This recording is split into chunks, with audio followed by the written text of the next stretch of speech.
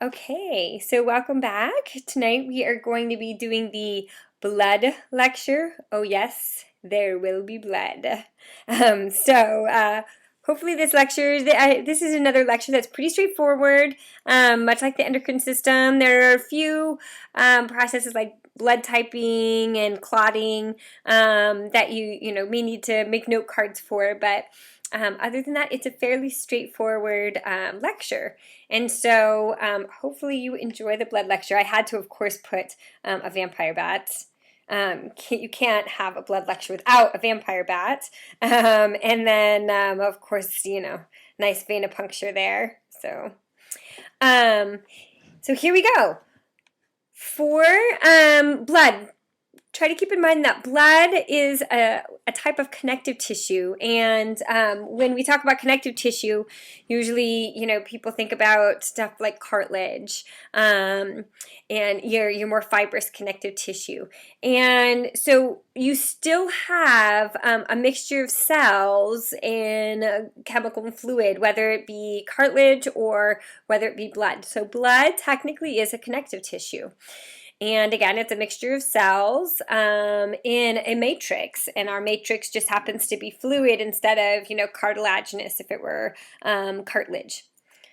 So blood is a connective tissue. And of course, the cells that make up your blood are going to be your red and white blood cells. And we'll talk about, as well as your platelets. And we'll talk about your red and white blood cells and your platelets as we go throughout the lecture. And then the plasma is the liquid portion of your blood, and it's going to be the liquid portion with substances dissolved in it, like proteins and electrolytes. And again, we'll talk about plasma a little bit later on in the lecture here. And the main function of blood, of course, is to transport substances throughout the body, especially to transport gases and nutrients. So again, the blood is the main way in which we're able to transport oxygen, from the lungs to the tissues. It's also the main way that we transport carbon dioxide from the tissues to the lungs, as well as it's our main, system for transporting nutrients throughout the body. So again, blood helps us to maintain a stable internal environment by transporting all of those different substances.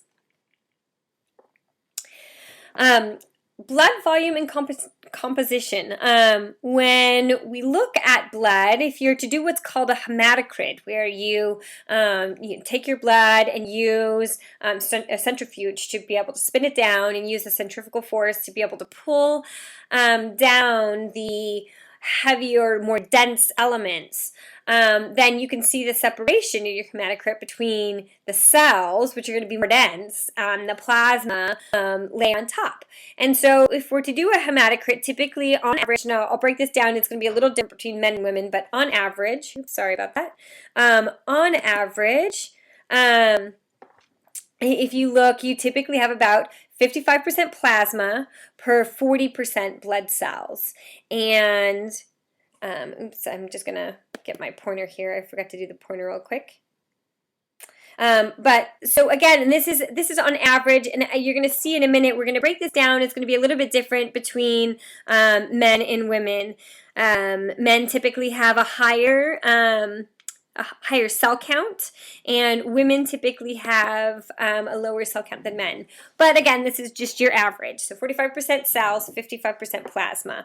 And plasma is not just, oftentimes we think of plasma as just water, and plasma is not just water. Plasma is actually mostly water, but it has a small molecular component that's dissolved in it. So, and these, molecules that are dissolved in the plasma are going to be things like vitamins, proteins, amino acids, electrolytes, ions.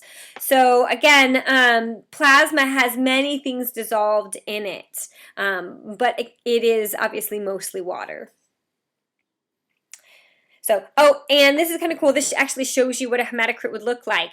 And so if you look at your cellular component, it says 45% red blood cells, but this 45% cells includes your less than 1% of your white blood cells. So you do have some white blood cells in there, and typically you'll see the red blood cells will sit in the bottom and the white blood cells will sit right above that in what's called the buffy coat. So again, this is mostly white blood cells and also your platelets. And then the plasma component sits above it. So this actually shows you kind of a breakdown of your cellular elements. So again, when you look at the bottom, you have 45% cells, and so these cells are going to include your what we call erythrocytes. Erythrocytes are your red blood cells. Your leukocytes are your white blood cells, and then your platelets, which are involved with clotting. And your leukocytes, as you guys probably know, your white blood cells are involved with your immunity, your defense system. And your red blood cells, your erythrocytes, of course, are involved with transporting substances, oxygen and carbon dioxide especially. And then platelets, of course, are involved with clotting. So that's your cellular component. Then your plasma component, again, is going to be mostly water. With all the stuff dissolved in it. So it's got ions dissolved in it. It's got plasma proteins dissolved in it. And you're going to see the big plasma protein that they have right here is albumin. We're going to talk about albumin and why that's important. And then also fibrinogen and why that's important for clotting. And then it also is going to contain your immunoglobulins, which are going to be your antibodies. So those are the three main plasma proteins that you're going to see in your plasma. And then there are all kinds of other substances that are then being transported by the blood. So nutrients are being transported by the blood, like glucose and fatty acids and proteins and vitamins. Waste products of metabolism, so any of your waste products, again, you want to get rid of from your metabolic reactions, especially carbon dioxide. So again, your respiratory gases, and again, carbon dioxide is a waste product, but it is in the gas form. And so we have our respiratory gases, oxygen and carbon dioxide, and those are the two main that are going to be transported in the plasma. And then, of course, we have hormones. Remember that hormones, again, are transported through the blood, so you're going to have hormones in your blood plasma as well. So again, white blood cells and platelets account for less than 1%, and that's why, again, when you look at the formed elements and we say, there's 45%, 45% cells, less than 1% of that 45% is white blood cells and platelets, so most of it is red blood cells. So here's your hematocrits, you can see, and if you look here would be your red blood cells, and then you would see that you can barely just see the buffy coat right here. Buffy coat's just that little white layer there. And then here, all the way up to here, is going to be your plasma. So there's plasma. And here's your red blood cells, and there's your buffy coat, which is, again, remember your buffy coat is just your white blood cells and your platelets. So now this is kind of interesting. This kind of breaks down your hematocrit, and this is going to tell you why in the Olympics oftentimes we separate out male sports from female sports. And one of the reasons is that if you look, on average, if you look at hematocrits, males typically have a higher percent of the cellular element of blood. What that means is they're also going to have then a higher percentage of red blood cells on average. So if you look for a female, the normal range is anywhere from 38 to 46%. So on average, females typically, and you don't have to know the ranges here. I do want you to know that that the averages. So I'll circle the averages here. That the average hematocrit for a female is 42%, meaning that she typically has 42% cells That's the cellular element of her blood. And males typically have 46% cells, the cellular element of their blood. And so what this means is then typically men have more red blood cells, again, floating around their body than an average female does. And so because of that, that's one of the reasons why typically sports are separated out, because men would have a slight advantage in that they have more red blood cells.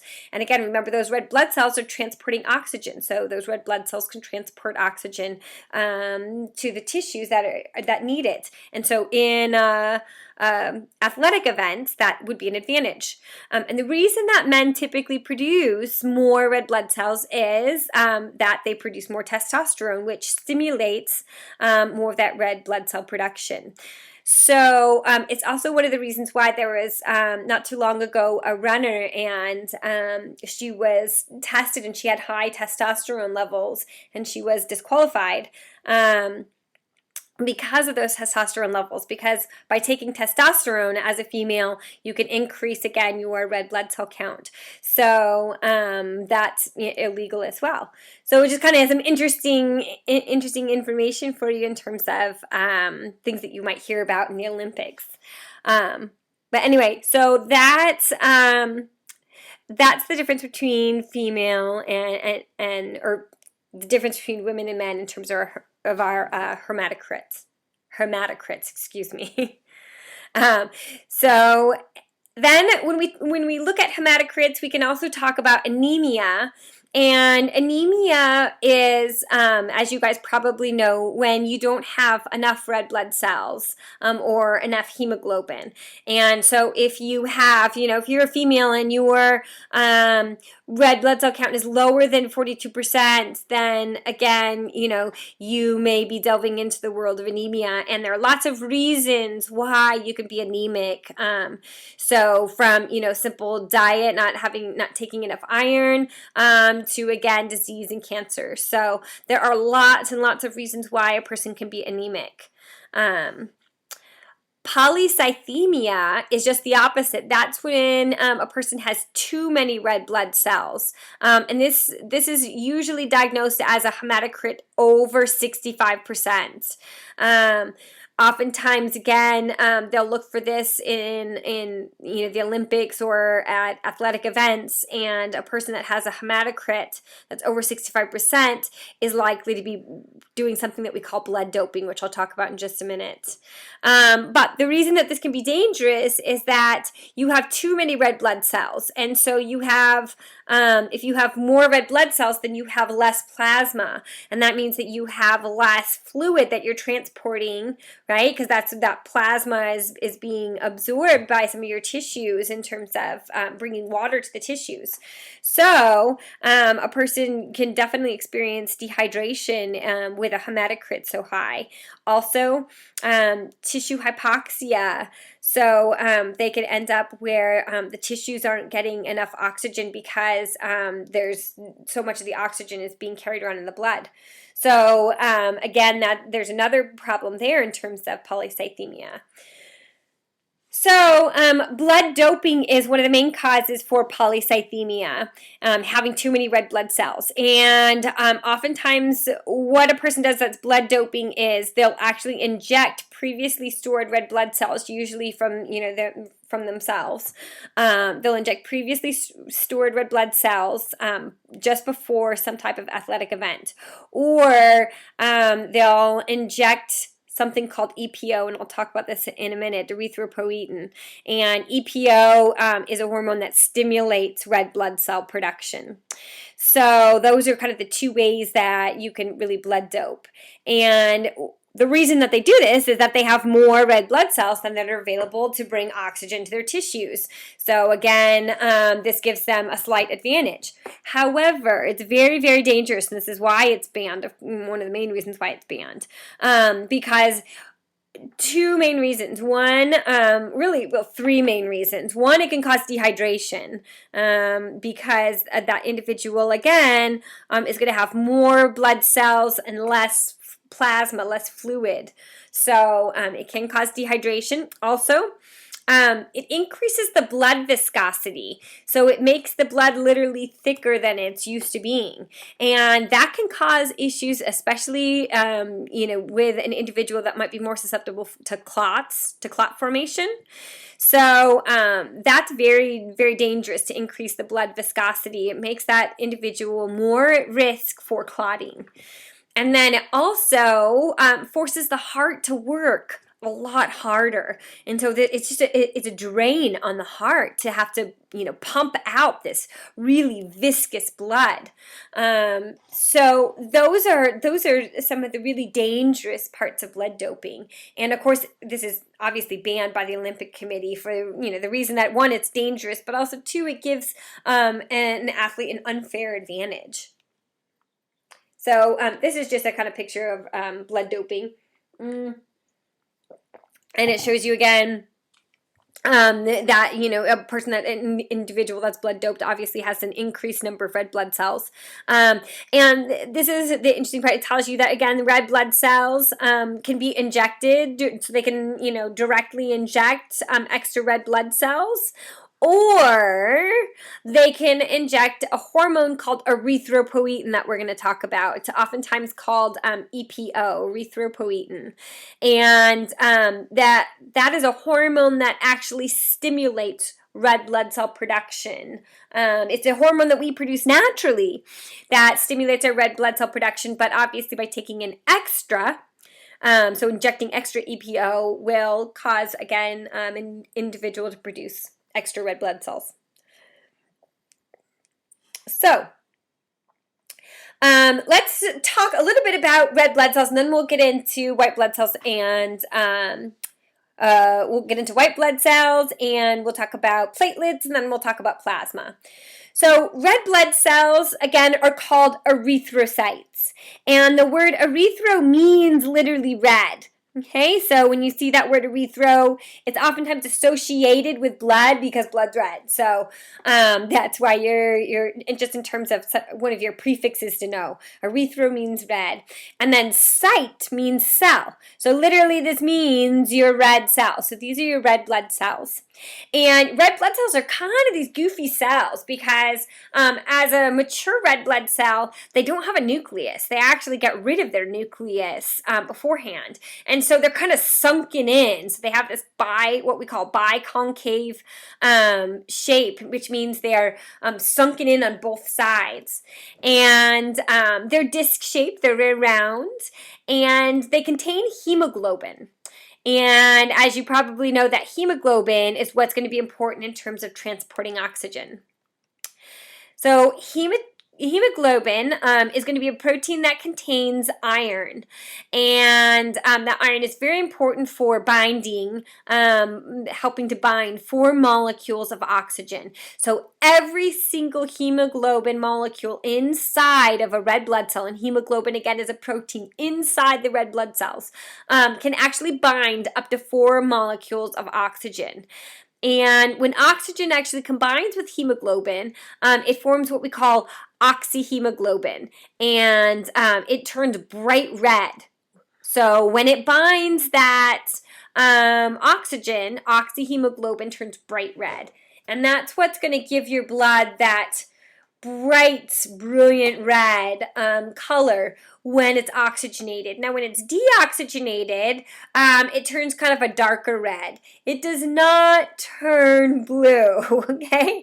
So when your blood is not fully oxygenated, like your veins carry deoxygenated blood, your blood isn't actually green or blue in there. That's just the way that it looks through your skin. But if you were to cut that vessel open, your blood is actually a dark red instead of that real bright red. It's a darker red.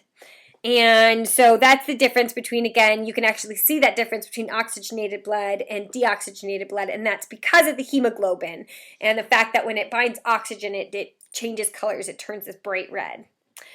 Red blood cells, like I kind of told you before, red blood cells actually discard their nuclei during development. So they literally push out the nucleus, expel it.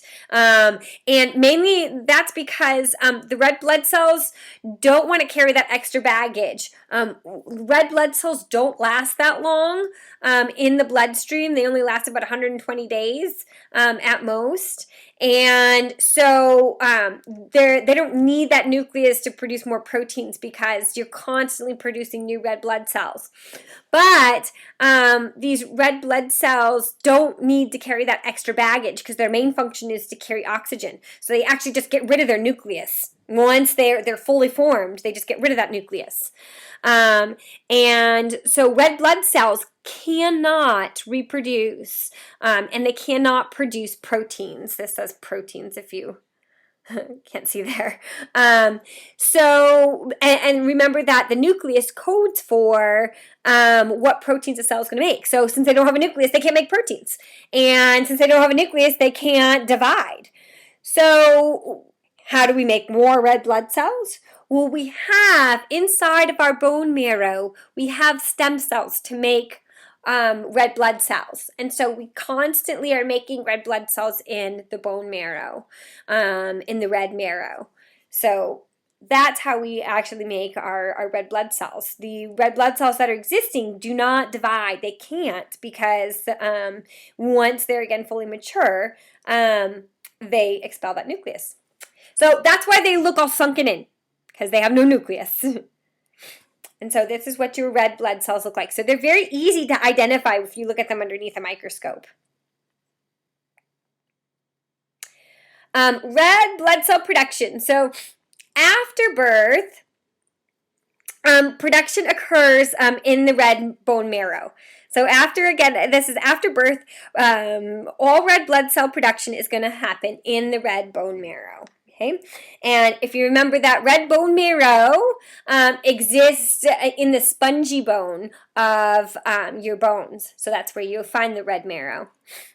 The average lifespan, as I said, of a red blood cell is only about 120 days. And so we're constantly making new blood cells as old blood cells get worn out and are recycled. Red blood cell production is regulated, as I had kind of introduced earlier, by a hormone called erythropoietin. Okay, erythropoietin or EPO. And that hormone is secreted in the liver and also in the kidneys to a greater extent. So mostly, again, we think of the kidneys as secreting that EPO, but the liver does, to a lesser extent, secrete EPO as well.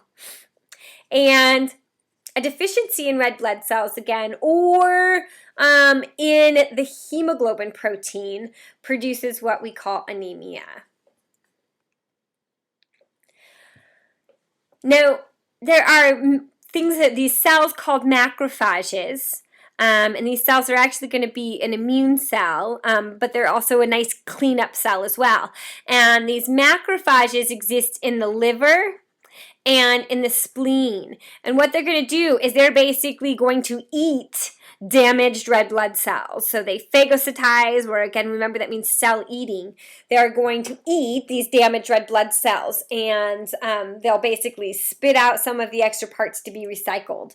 So the liver and the spleen then have a very important function in terms of helping to recycle red blood cells. So this is just a nice little diagram to show you again kind of the function of erythropoietin. So if we have low blood oxygen, okay, then oftentimes, and again, this could be because you need to make some more red blood cells, or it could be simple like you went up to Flagstaff. Okay, maybe you moved to Flagstaff, and now up in Flagstaff at a higher elevation, there's less oxygen in the atmosphere above. So now your blood is detecting low oxygen. So what happens is your liver and kidneys will detect, because they have blood flowing through them, they'll detect that low blood oxygen. And when they detect that low blood oxygen, they will secrete erythropoietin, that hormone, into the bloodstream. Okay, remember it's a hormone, so it's going to be secreted into the blood.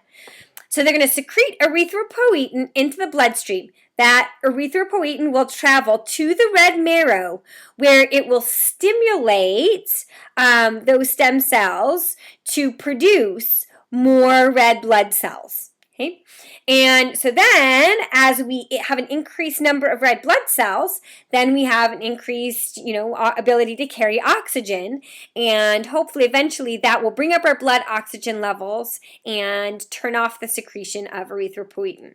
So now keep in mind that this takes, again, weeks to occur. So if you're really going to derive benefit from training up at higher elevation, it's best to stay up there for a couple of weeks to be able to really stimulate that release of erythropoietin and then the increased number of red blood cells, because it takes a little while to make those red blood cells. But this is why they go up. This is why many of the sports teams go up and train up in high elevation. This is why they have high elevation training.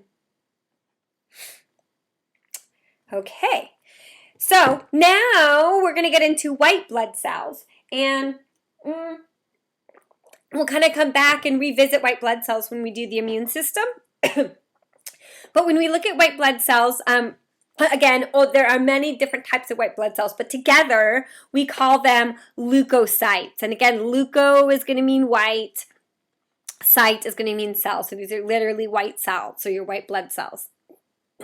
And their main function is going to be to help defend the body against disease or some type of foreign invader. They are going to be formed again from same, just like your red blood cells, from a type of stem cell, just a slightly different one called the hemocytoblast. And so again, all of our white blood cells are going to be formed from these stem cells in the marrow as well.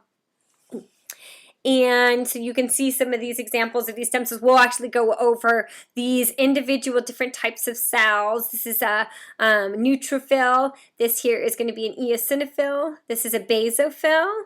This is going to be a lymphocyte, and this is a monocyte. So we're going to go over these 5 types of white blood cells, or 5 types of leukocytes here.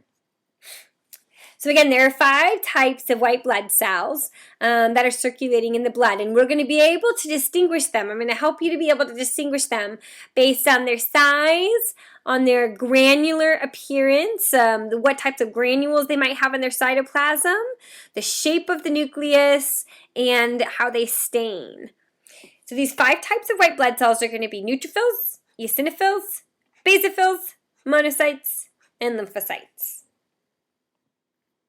Okay, now I think this chart is a nice kind of basic chart to help you out in terms of what each of these different cells are going to look like and what their main function is. And then I'll show you another chart that shows you some pictures next to them. But I like this chart in terms of the function is a little more basic. So when you're learning the functions for these different cells, use this chart because the functions are a little bit more basic. The functions on the next 2 charts are going to be a little more in depth, and we haven't done the immune system yet. So you will not be responsible for knowing the functions in any more detail than what is here because we haven't done the immune system yet.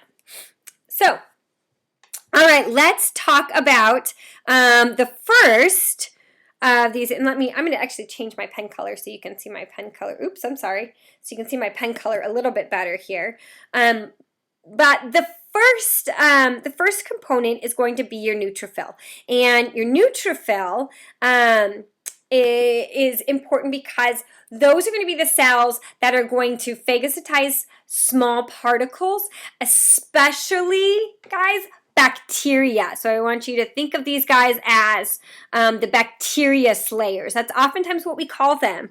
We call the neutrophils the bacteria slayers.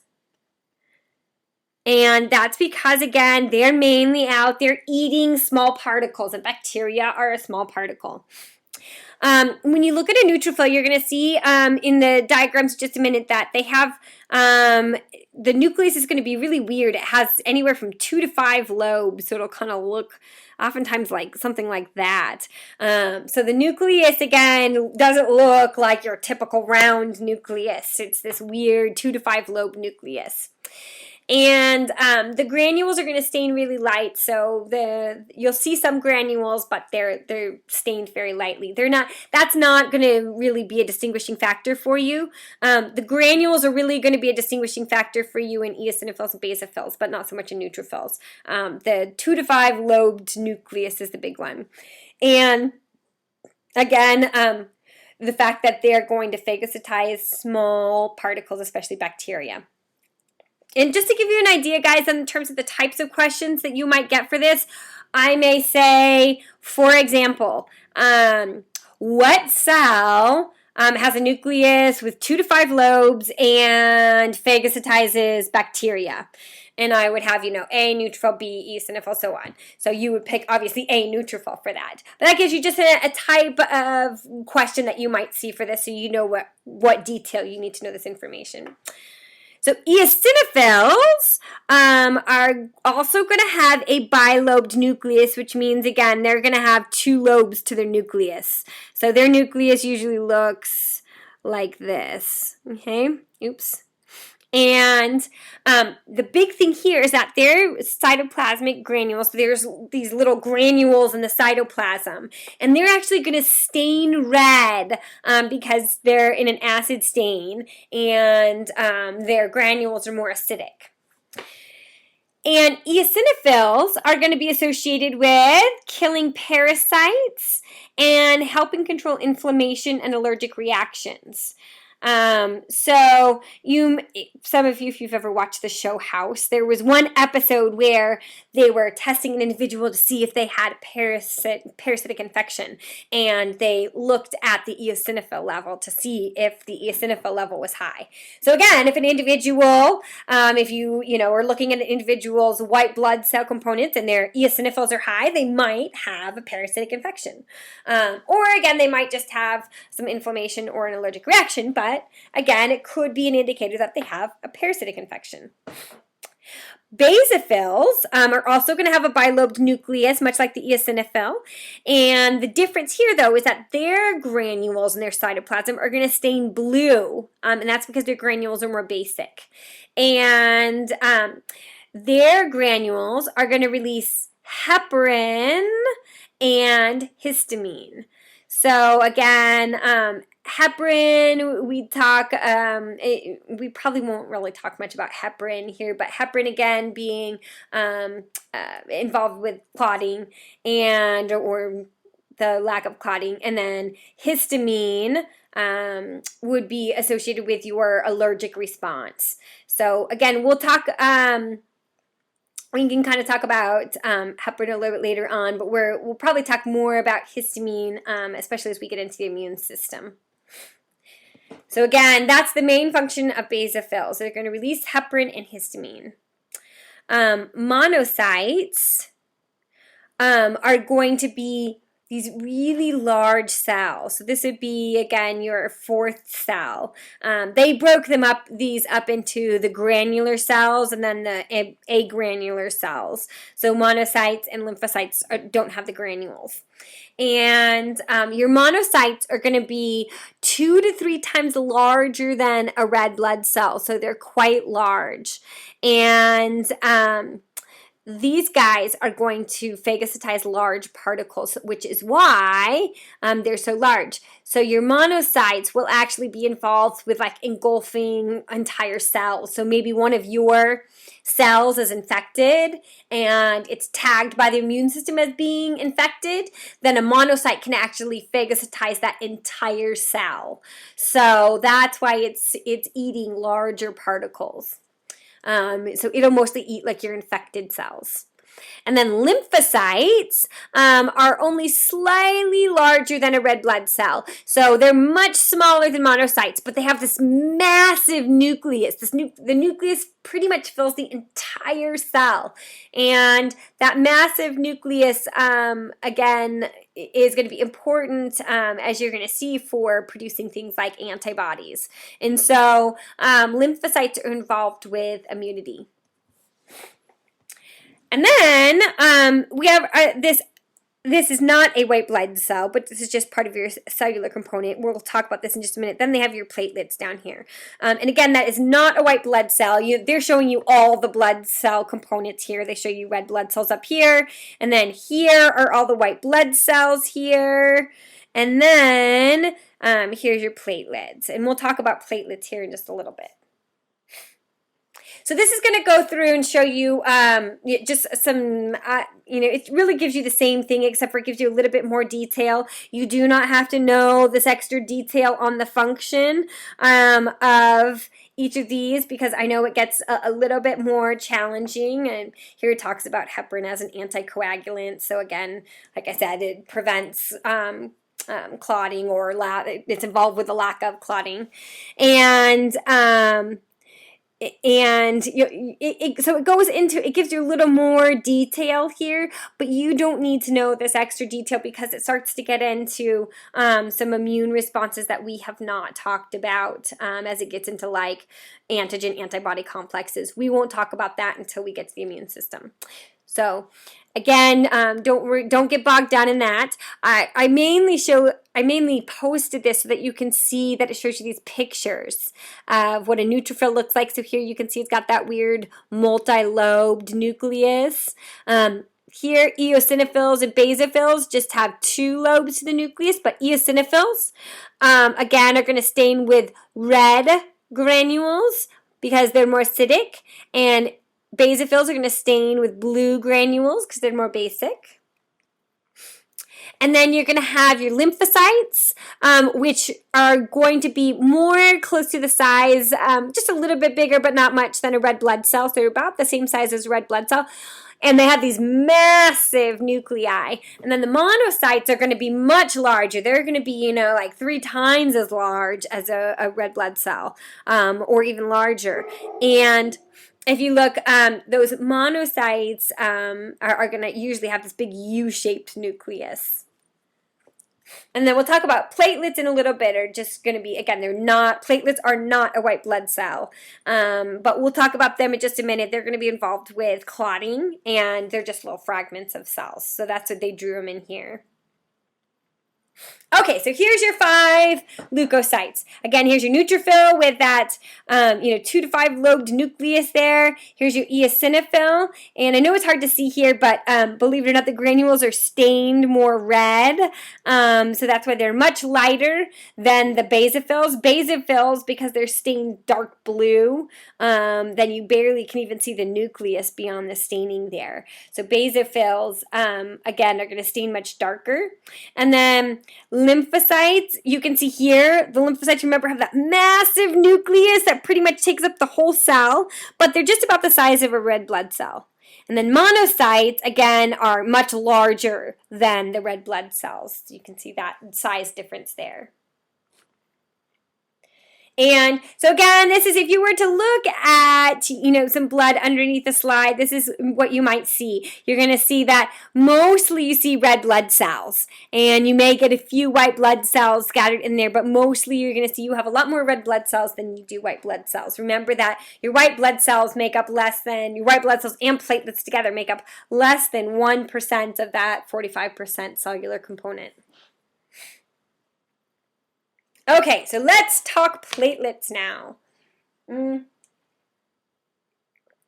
So, your blood platelets are fully mature blood platelets are actually just fragments of a cell. So, they're fragments of what we call a megakaryocyte, which is your original cell that formed the platelets. That's your original cell that breaks apart and forms the platelets. And sorry, I'm going to bring back my pointer here to white just so you guys can actually see it again. And platelets are obviously important for the clotting process, and especially clotting when there's damage to a blood vessel. So the platelets will actually adhere to the broken edges of that blood vessel and start the process for forming a clot. So we're going to come back to blood clotting in a little bit here. But before we leave the kind of components of blood, we got to talk about blood plasma. So we've talked about all the cellular components of blood. Now we're going to talk a little bit about blood plasma. And plasma is going to be this kind of clear straw-colored fluid. For those of you that have donated plasma, you're well aware of what it looks like because you've looked at your own plasma. But plasma obviously is mostly water, but it also contains all of these substances that are dissolved in it. And obviously the main function for plasma is going to be to transport nutrients, transport gases, regulate fluid, an electrolyte balance, and it helps to maintain an overall favorable pH, especially with these electrolytes.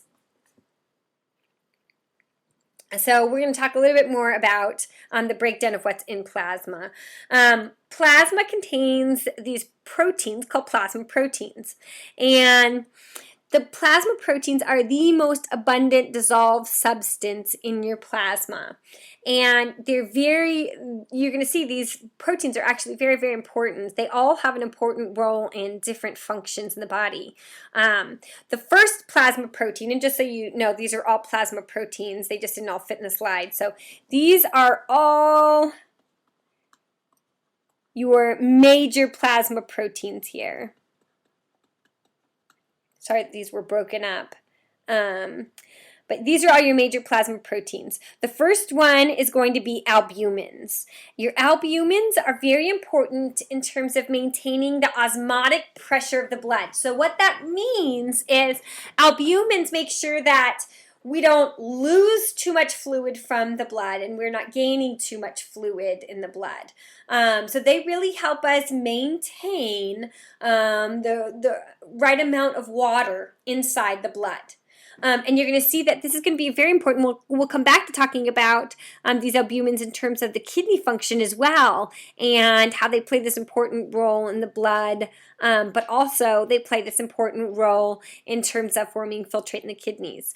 So again, albumins are they believe it or not, have a really big role in your blood. And if you, for some reason, have a low albumin level or an elevated albumin level, then that can cause serious problems for an individual.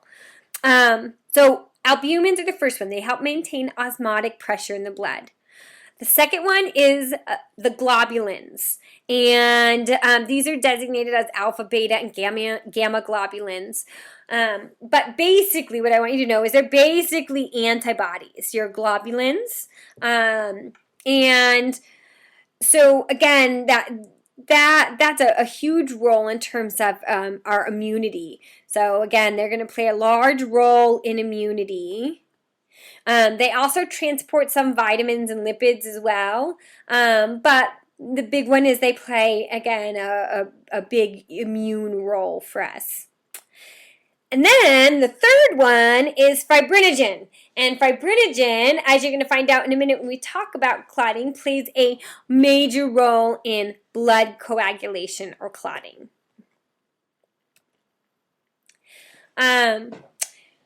Nutrients and gases. So again, we're still talking about things that are in the plasma. So there's nutrients and gases also in the plasma. All these things, right, are all these things that we're talking about, just so you know, all these slides are all things that are in blood plasma. So again, there's plasma proteins in there, there's nutrients and gases in the plasma as well. And the most important blood gases that we're going to find inside the plasma are obviously going to be oxygen and carbon dioxide. Surprise, surprise, right? Again, we're obviously, because we're constantly transporting oxygen to our tissues, and then we're constantly producing carbon dioxide as a waste product of metabolism, and it's being transported, again, back to the lungs so that we can get rid of it. Plasma proteins are going to include or I'm sorry, plasma nutrients. We just talked about plasma proteins. So plasma nutrients are going to include just amino acids, monosaccharides, nucleotides, and lipids. So remember, these are the four major kind of macromolecules of life. And so amino acids make up proteins, monosaccharides make up our carbohydrates, and then nucleotides make up our nucleic acids, and of course we have then components of lipids. So those are all of our plasma nutrients that will be transported in the plasma. So as you eat a hamburger and you break down that hamburger into the monosaccharides, the amino acids, the nucleotides, and the lipids in it, then all of those substances will be absorbed through the intestine into the blood and then be transported throughout the body through the blood in the blood plasma. So that's how we transport, again, all these nutrients. We also have some non-protein nitrogenous substances, or nitrogenous just means nitrogen-based substances in the plasma as well. Excuse me. We've got amino acids, urea, and uric acid that will be transported in the plasma. And so obviously urea and uric acid we'll talk a little bit more about in the kidneys. And then we have plasma electrolytes. So our plasma electrolytes are going to be absorbed by the intestines or are byproducts of cellular metabolism. So these would be things like sodium, potassium, magnesium, calcium. So we have lots of plasma electrolytes, or again, it's a fancy way of saying these are some types of ions, some positively charged, some negatively charged ions. All right, so now we're going to talk about something called hemostasis. So now that we've gotten through talking about all the components of blood, we're going to talk about these couple processes. The first one we'll talk about is hemostasis, or blood clotting, and then the second one we'll talk about is we'll talk a little bit about the different blood types, which is always fun. So hemostasis, again, is just like it sounds. Stasis means kind of remaining the state of, and hemoblood. So maintaining, again, the state of our blood. And in this case, we usually refer to the stoppage of bleeding when we talk about hemostasis. So typically, again, obviously this is going to be following some type of injury to a vessel. So we've had damage to a blood vessel. There are three major steps that are going to occur. The very first step, and hint, hint, I want you to know these three steps, okay? And then we're going to talk in depth about platelet plug formation in just a minute.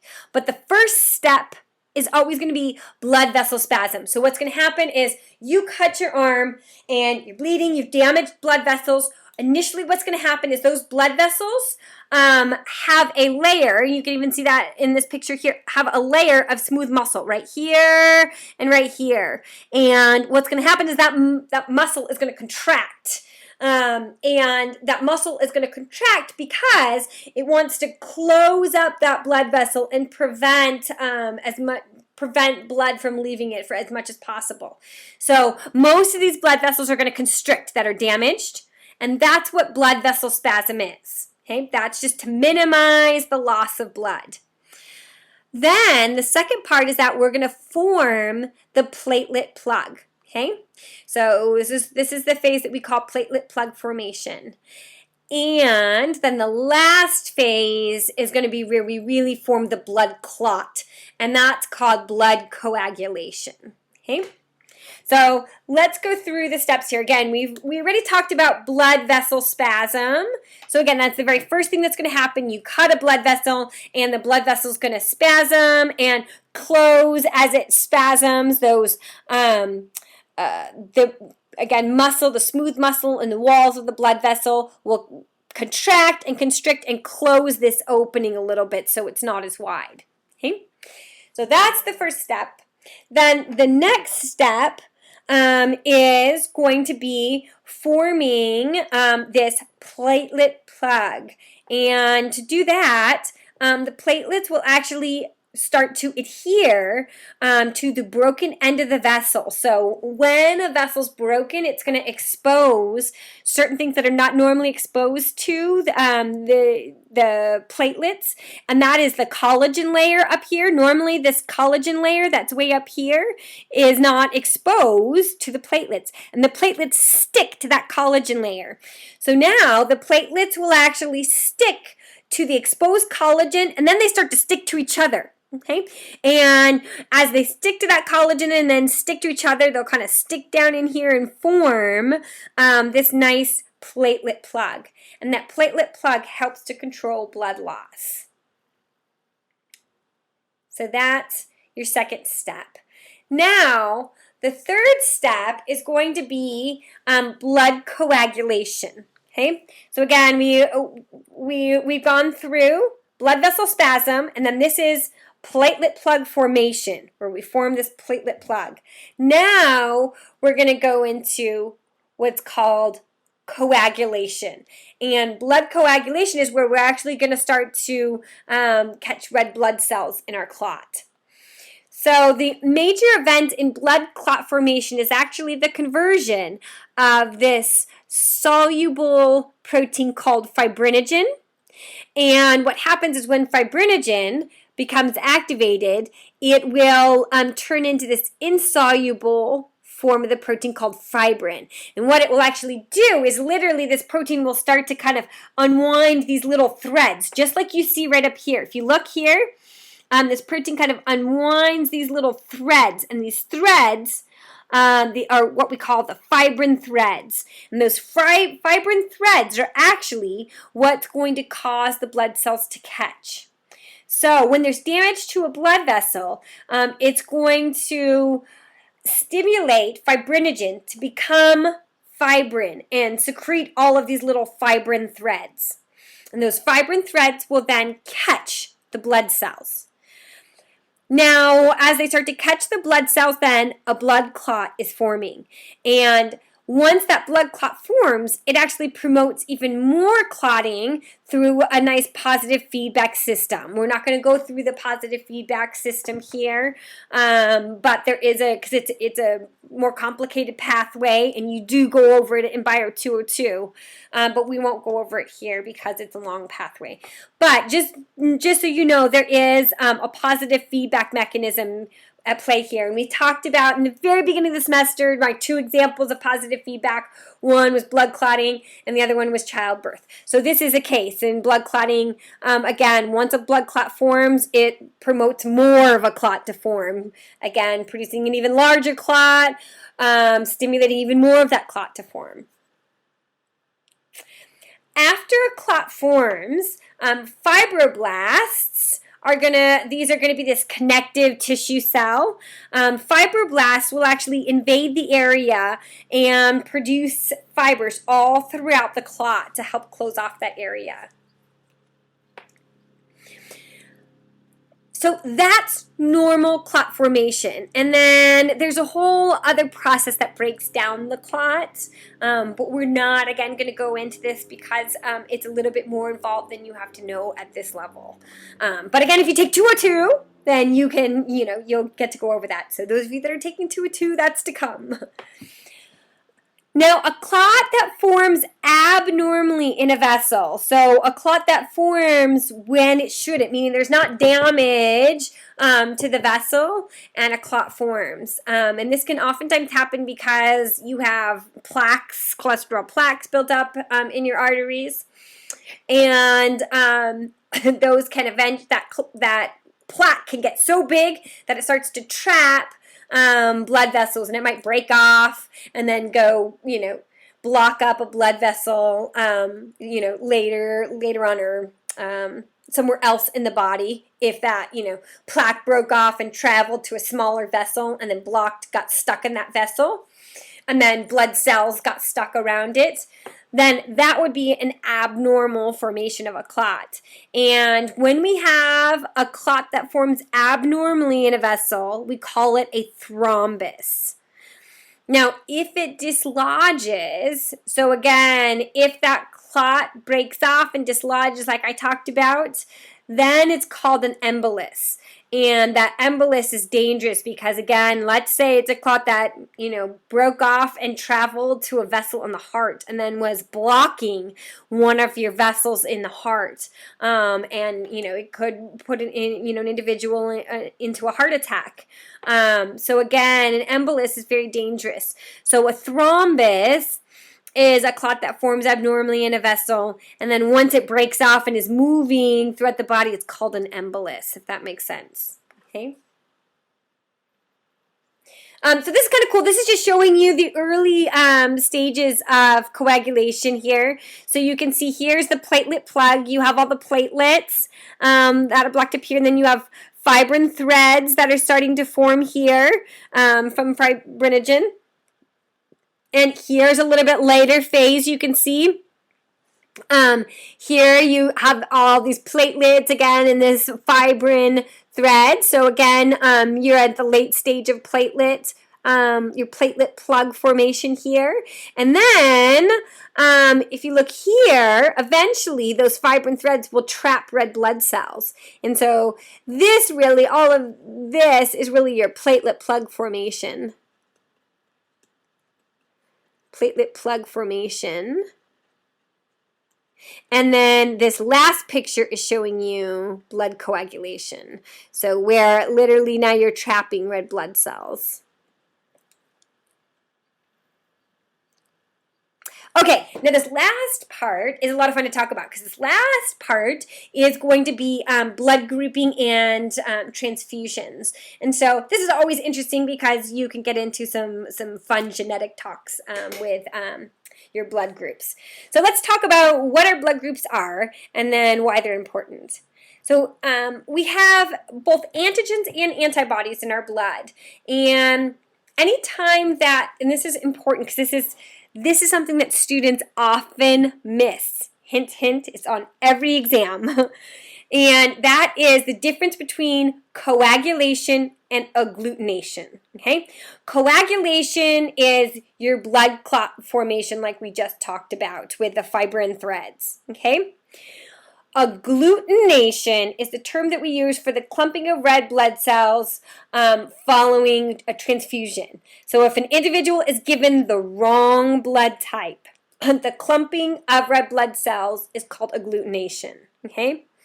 So this is important. If you're given the wrong blood type, okay, you can develop agglutination, not coagulation. Coagulation, again, is what we just talked about, where you have damage to a blood vessel and eventually you have fibrin threads, again, that build up and trap your red blood cells. Here, this is going to be clotting, as you're going to see.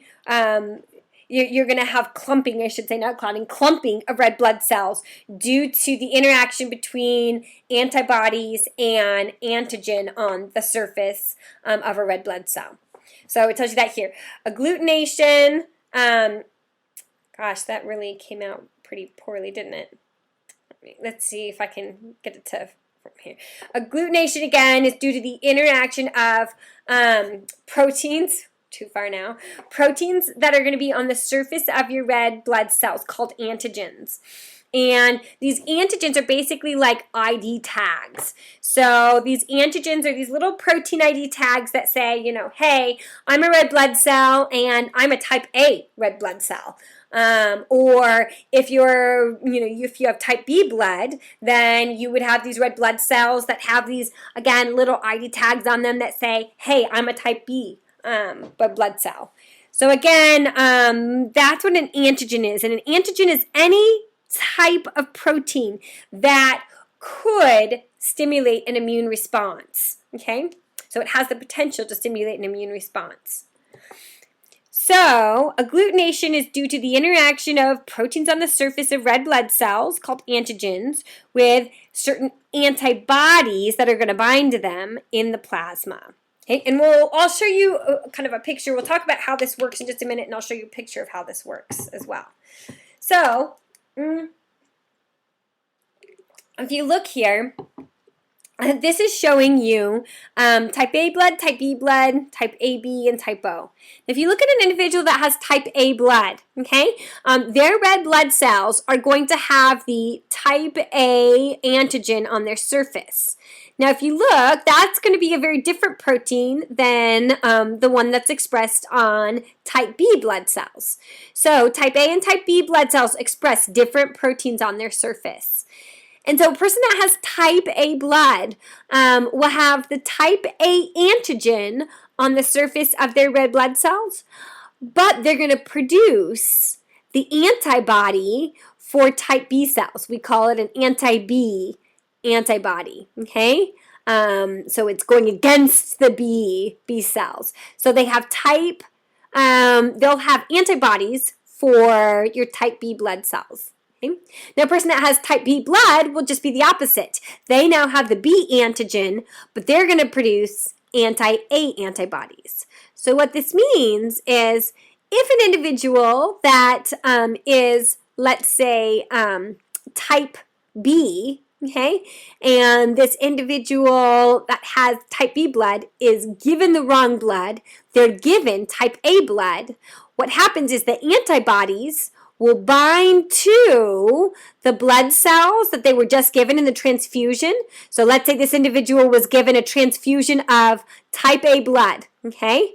Then what happens is those anti-A antibodies will bind to the red blood cells with the A antigen on them, just like you see in this picture here. And what it does is it causes the blood cells to clump up. And as you can imagine, this is very, very, very bad to have your blood clump up, right? This is what normal blood looks like, and this is what blood looks like if you were given the wrong blood type. So this is called agglutination, okay? That's the clumping of those red blood cells because you were given the wrong blood type. And then we'll talk about type AB blood. If you look here, type AB blood expresses both the A antigen and the B antigen. So they don't have any antibodies in their plasma, okay? And then if a person has type O blood, you can think of the O as 0, meaning they have no antigens, and that means that they then will have both antibodies. So they have no antigens on their surface and they produce both antibodies, the anti-A and the anti-B antibody. Okay? So that's exactly what this slide tells you. This slide says if you're type A, okay, then you have the A antigens on your red blood cells and then you carry the anti-B antibodies. So you carry the antibodies for the B antigen. If you have type B blood, you have B antigens on your red blood cells and you have the anti-A antibodies. And if you have type AB blood, that means you have both the A and the B antigen, but then you have no antibodies, okay, in your plasma. And so that's why a type AB person is considered to be the universal recipient. Okay? And then a person that has type O blood has neither antigen. And so what that means is if you have type O, then you don't express the A antigen or the B. You don't have any of those.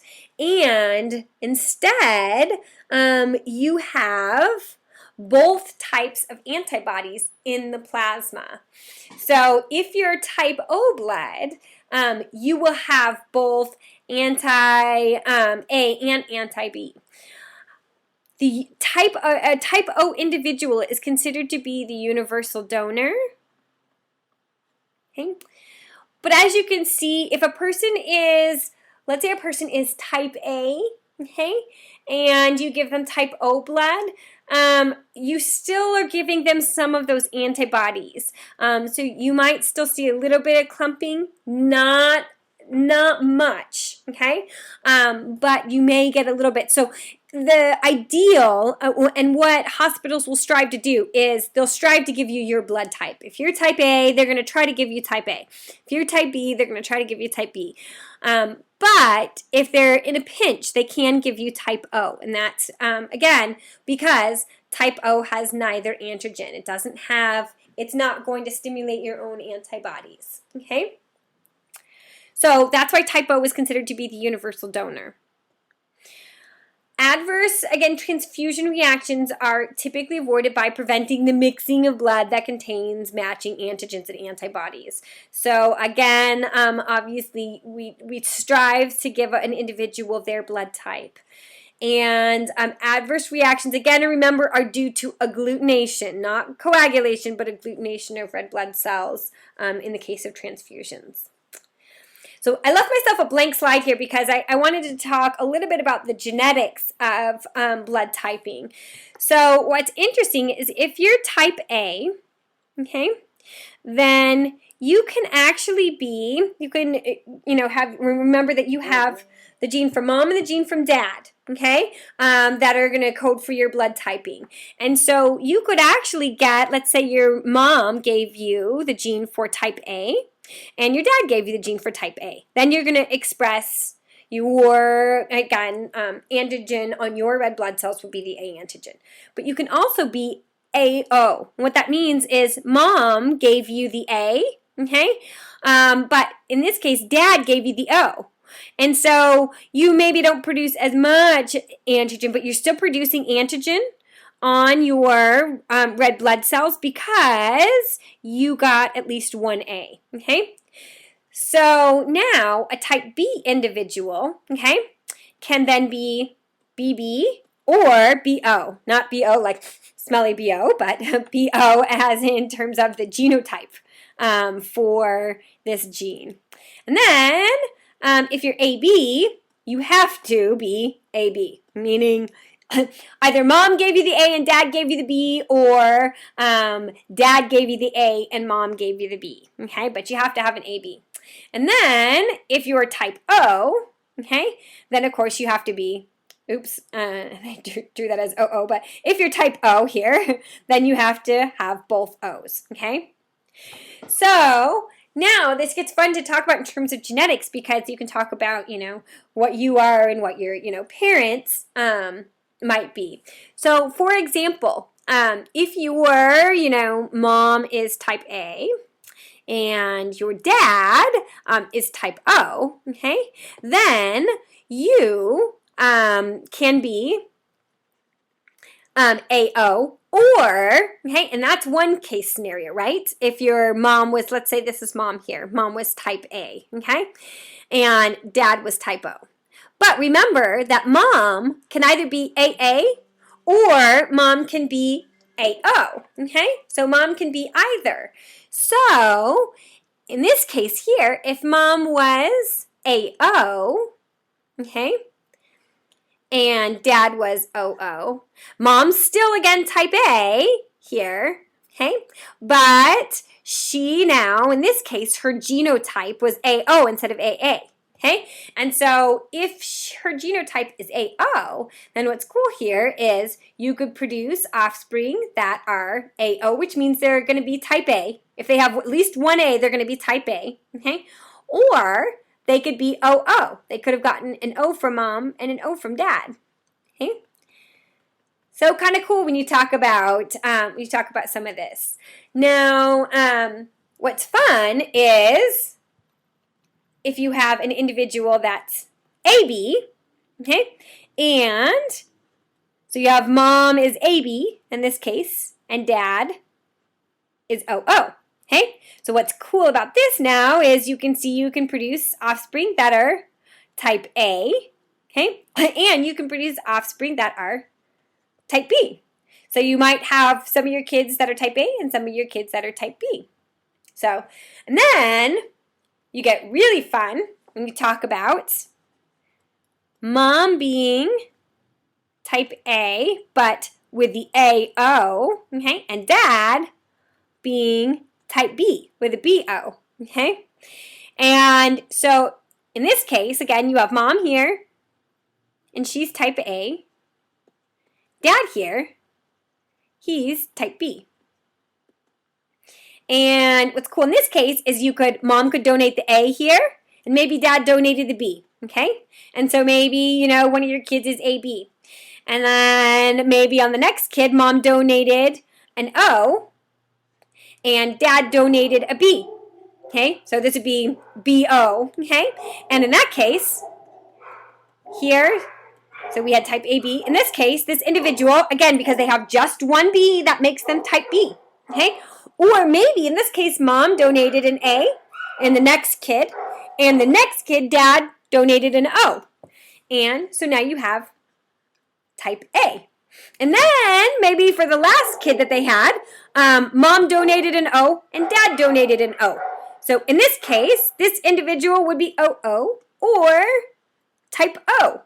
So what's cool is if you're type A and you are what we call heterozygous for it, and if you're type B and you're what we call heterozygous for that, meaning you're BO, then and you have 4 kids, your 4 kids could all have different blood types, which is kind of fun. So I always like to talk a little bit about blood typing and the genetics behind it, just because it's interesting to see some of the genetics behind how you got your blood type. And so you can ask your parents what their blood type is, and sometimes you can figure out even what their genotype might be. For example, it'd be very easy if you're type AB and you have a sibling that's type O, then you know the genotype of your parents, which is pretty neat. Okay, so that's blood typing. Now, the last part of the last kind of key component of blood typing is what's called the Rh factor. So you guys have probably been told, if you've been told what your blood type is, that you're, A positive or A negative or O positive or O negative. And what that negative refers to, or that positive refers to, is the Rh factor. This is another antigen that can be present on the surface. And this Rh factor was named after the rhesus monkey, which is why it's called Rh factor. And if the Rh factor surface protein is present on the red blood cells, then we call it Rh positive. If it's not, meaning that antigen is not on the surface, then you are Rh negative. So, the reason that this is important is that when we talk about, if an individual is positive or negative, this is most important in pregnancy.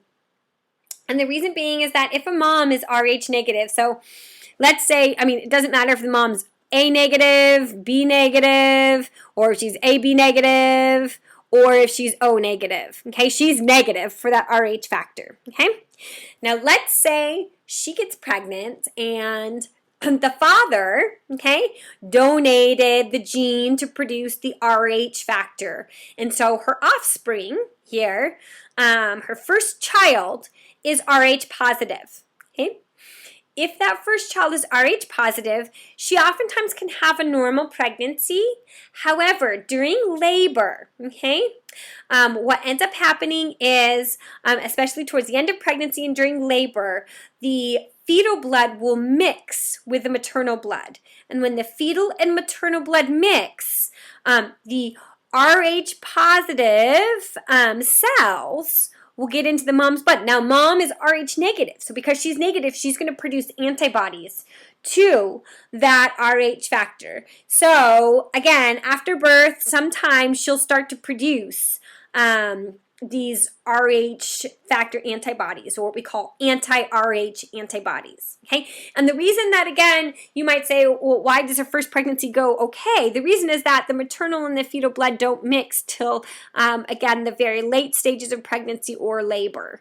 So, again, when they mix, so she may get through the first pregnancy very, normal, no problems. But what happens is then after they've had some mixing of the blood, she's going to produce antibodies to that Rh factor. And then when she gets pregnant with a second child, if that second child is Rh positive as well, she's already got the antibodies. And again, because she's going to be passing antibodies, the antibodies will cross through from the placenta to the baby, and she'll pass on those antibodies to the baby, and the antibodies will bind up and cause the fetal blood to agglutinate. This is what we call hemolytic disease of the newborn, HGN, because literally it ends up causing the red blood cells to eventually lyse and break down because they're all clumped together. So again, this is obviously something we want to avoid. So what oftentimes happens is a mother that is Rh negative, even on her first pregnancy, they'll automatically give her something called Rogam. And that actually is a drug that will prevent her from forming the antibodies. So that's just kind of an interesting, I think an interesting disease that can develop with Rh factor, and hopefully it'll help you to understand why Rh factor is important. This is kind of cool because this is just showing you again how to test for the different blood types. So again, this is just an individual. There's their untreated blood. Here it's treated with anti-A serum. So basically what they're doing is you're putting the antibodies for anti-A antibodies on a card. And this is what you would do if you were going to test your own blood. Like if I had you in lab, we'd actually test your blood. And what you do is you put a little anti-A serum on the card and a little anti-B serum. And so what would happen then you'd add your blood onto that and mix it. And obviously if you're type A, meaning you have the A antigen, then when it mixes with the anti-A antibodies from that serum, then it's going to cause the clumping, okay? And then obviously nothing will happen with the anti-B because you don't have the B antigen. So that means you're type A, okay? Now, obviously, if you're type B here, in this case, the agglutination is going to happen with the anti-B antibodies because you are providing the B antigens in your blood, okay? And then in an AB individual, you're going to see it's going to clot in both of them. Okay, so you're going to see agglutination in both sides because you have both the A antigen and the B antigen. So the A antigen is going to interact with the anti-A antibodies and the B antigens are going to interact with the anti-B antibodies. And then if you're O, you don't express any antigen on the surface of your cells, so you're not going to see any clumping because you don't produce any antigen. So there's nothing to interact with the antibodies. Okay? So this is just kind of cool. If you did your own blood typing, this is what you would see. All right, well, that is it for the lecture today. If you have any questions, please, again, feel free to write in on Canvas, write in the discussion board, or send me an email. All right, have a good night.